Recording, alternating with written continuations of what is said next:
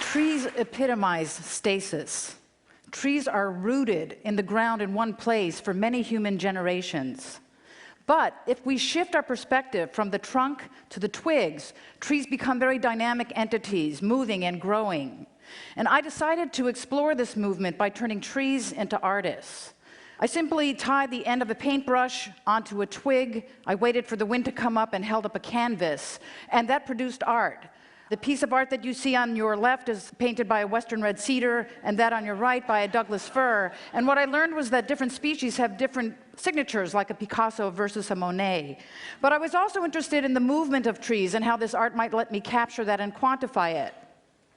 So to measure the distance that a single vine maple tree, which produced this painting, moved in a single year, I simply measured and summed each of those lines. I multiplied them by the number of twigs per branch and the number of branches per tree, and then divided that by the number of minutes per year. And so I was able to calculate how far a single tree moved in a single year. You might have a guess. The answer is actually 186,540 miles, or 7 times around the globe. And so, simply by shifting our perspective from a single trunk to the many dynamic twigs, we're able to see that trees are not simply static entities, but rather extremely dynamic. And I began to think about ways that we might consider this lesson of trees to consider other entities that are also static and stuck, but which cry for change and dynamicism.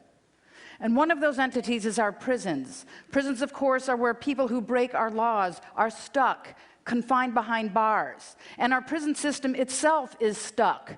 The United States has over 2.3 million incarcerated men and women. That number is rising. Of the 100 incarcerated people that are released, 60 will return to prison. Funds for education, for training, and for rehabilitation are declining. So this despairing cycle of incarceration continues. I decided to ask whether the lesson I had learned from trees as artists could be applied to a static institution such as our prisons. And I think the answer is yes. In the year 2007, I started a partnership with the Washington State Department of Prisons.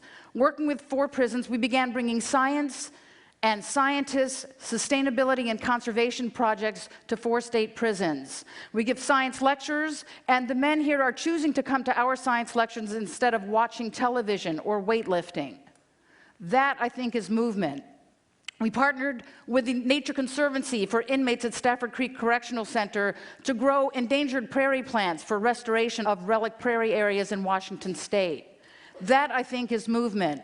We worked with the Washington State Department of Fish and Wildlife to grow endangered frogs, the Oregon spotted frog, for later release into protected wetlands. That, I think, is movement. And just recently, we've begun to work with those men who are segregated in what we call supermax facilities.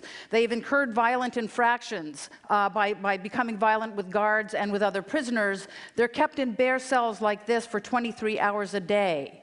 When they have meetings with their review boards or mental health professionals, they're placed in immobile booths like this.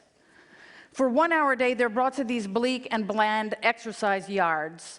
And although we can't bring trees and prairie plants and frogs into these environments, we are bringing images of nature into these exercise yards, putting them on the walls so at least they get contact with visual images of nature. This is Mr. Lopez, who has been in solitary confinement for 18 months, and he's providing input on the types of images that he believes would make him and his fellow inmates more serene, more calm, less apt to violence. And so what we see, I think, is that small collective movements of change can perhaps move an entity such as our own prison system in a direction of hope. We know that trees are static entities when we look at their trunks. But if trees can create art, if they can encircle the globe 7 times in 1 year, if prisoners can grow plants and raise frogs, then perhaps there are other static entities that we hold inside ourselves, like grief, like addictions, like racism, that can also change. Thank you very much.